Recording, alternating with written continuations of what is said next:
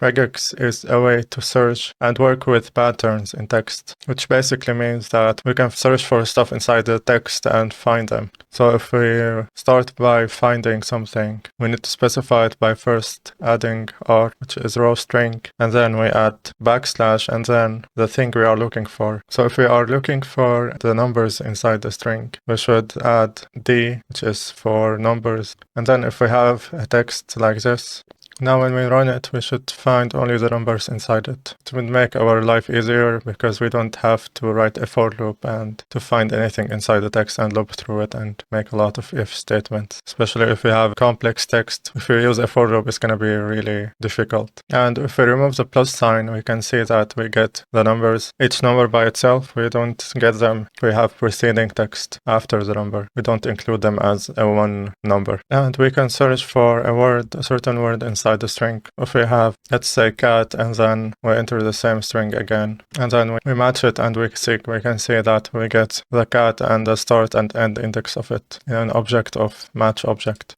And we can also use it to find all, and we can just enter cat again, and if we have a string where we have two cat words, then when we run it, we can see that we get two cats.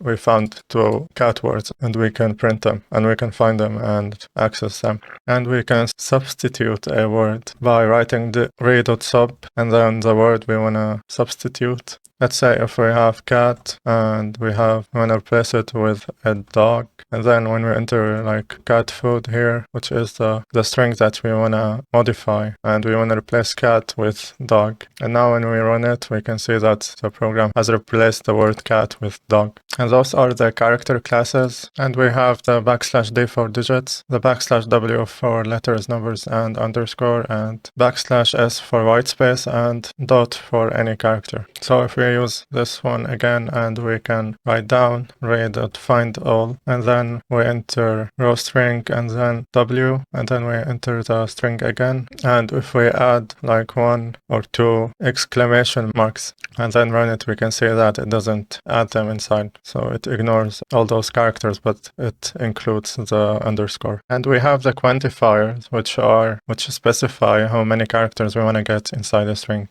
or how many characters we want to find inside a string. So if we have this code, you can see that we get 4 A's because we have specified that we want the A characters inside the string. If we remove it, you can see it becomes separate A's, and if we add it, you can see that it becomes one word. And if we add like 0 or more, we get those. Or we can specify how many we want to get, like 3 or 4, depends. We can just keep it 1. You get it in this way. We'll get the output this way. And when we use the asterisk, we can see that it produces empty strings because it goes through them all and it finds that there is no match, so it produces just empty strings because it's 0 or more. And same for the question mark. But the question mark makes it into a separate because it's 0 or 1, so it separates the word, the character A, into several parts. And here where we can use the question mark, if we have color in British and color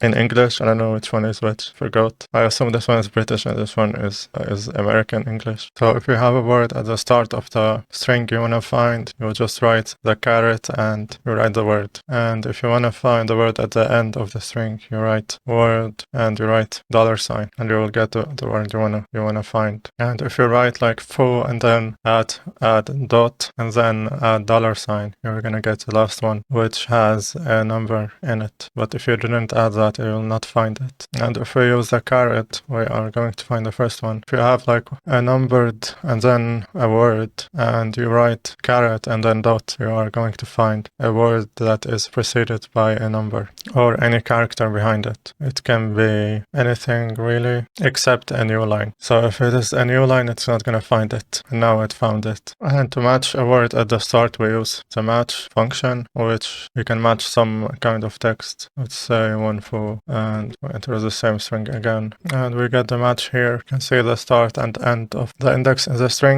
string, and we get the word that we are looking for. And if we enter like foo1, we don't get any match, or foo2, we don't get anything.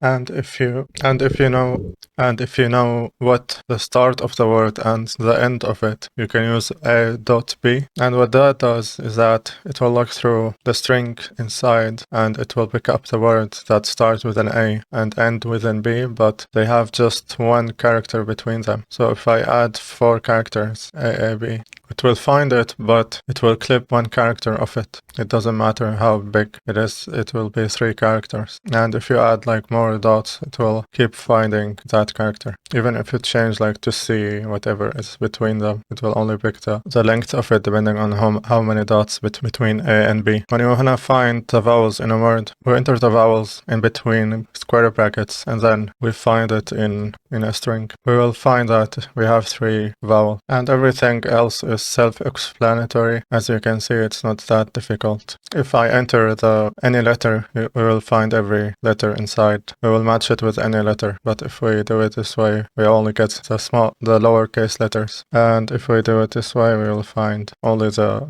not lowercase letter. And vice versa when we do it this way also. And this way we will only get lowercase letters and symbols. But if we do it without doing the negation while adding the caret, we will not get the exclamation mark. And to match the whole word, we can use \b at the start of the word and at the end of it. Because if we didn't do that, we can see that it will match up with every word that has a CAT inside it. And what not a boundary means, it will get a word that doesn't start with cat. So as we can see, we get this one right here because it doesn't start with cat, it starts with an S. If you add one T, we can make sure that, and E, but if you add R, it's not gonna work. So it will match up only with when the word is has one at the start of it and at the end of it. That's why it will not match with this one or this one or this one. And to group, we open braces and then we enter the thing that we are looking for. In this case, we are gonna find the width and we match it where we have equal sign between them and we match it with a decimal and a plus sign, which is 1 or more. And how we extract emails from a text is this is the most reliable approach, is by using the square brackets and then entering every character we want to find inside the string. And then we have @ and after the @ we have also multiple alphabetical characters, ASCII characters, and we have dot and dash. And after it we have a dot, and then after the dot we have alphabetical characters, and starting from 2 characters to more characters. And as you can see, it has correctly extracted all the different emails are there in this file. To group certain elements in a dictionary, we can first use the question mark and then capital case P and then the name of the group we want to declare, like here, user. And then we choose word and plus 1 or more character. And now we also do the same for the second one. And since we have an email, we have specified that in between those elements there is an @ to match it with a string. And now we add question mark P and the name, and same thing here, question mark, and we escape the dot, and we use the function group dict that is going to group it for us. And there are different built-in functions to see what kind of group we have to produce different output for the group for the matches that we have found. And if we just use group, we're gonna get the whole email. If we use group 1, it will get the first one, which is mail. And if we do 2, it will do the second match, and 3 should be supposedly the third one. And if we use groups, we'll get a tuple for the matches. And we have greedy and lazy matching. And it's self-explanatory. When we have greedy, we will match as much as possible, like extending the whole character as far as possible, so it doesn't split it into 2. And the lazy one will just match it into one string, and the next one is in a different string. And we add it by using the question mark after the asterisk. And the default one is the greedy one, so if we just use it this way.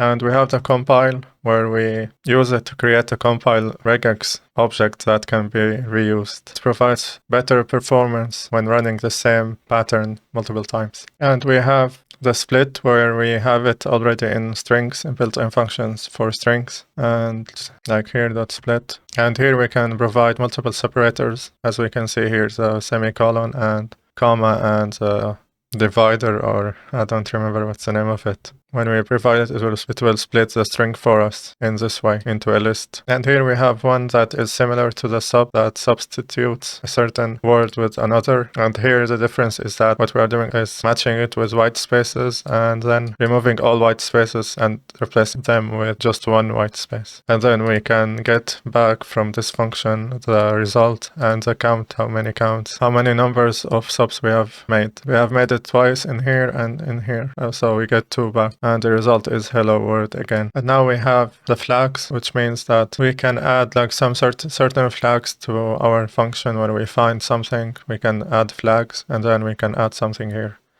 And those are the flags that we have. We have the ignore case and multiline and .all.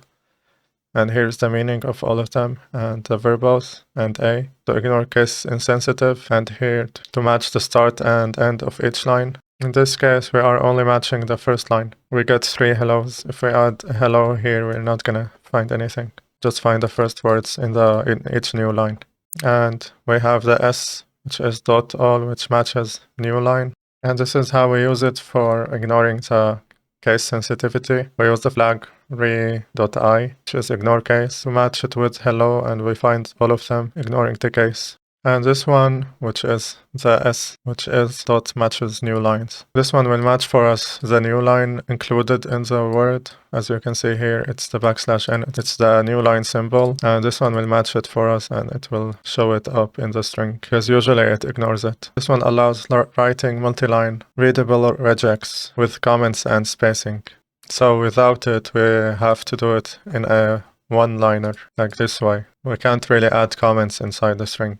And this one will restrict to ASCII only, and it's useful if you want to avoid Unicode letters like those ones. And it's called ASCII only, and the output is like this. And if we remove it, we will see the difference. You can see that it added for us those characters. And we have look ahead and look behind, with which they are assertions that match only if something comes before or after without consuming the characters. After we add like what kind of character we want to get is that, and if we open parentheses here and enter question mark and equals, we will get the number before the kilogram, and that's the point of it.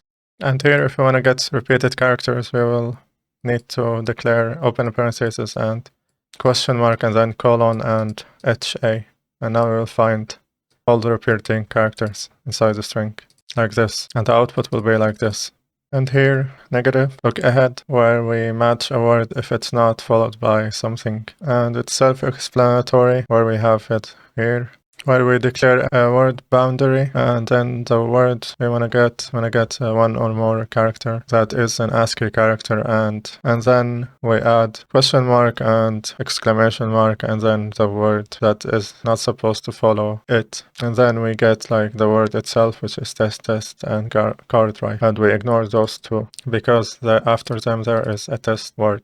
And we have the positive one, which looks in front of it, and then we match what's in front of it. So if we match it with $, we get a number. And we have it here. That's how it looks. We open parentheses and question mark and this smaller sign, and then equal sign and slash and the character we want to find.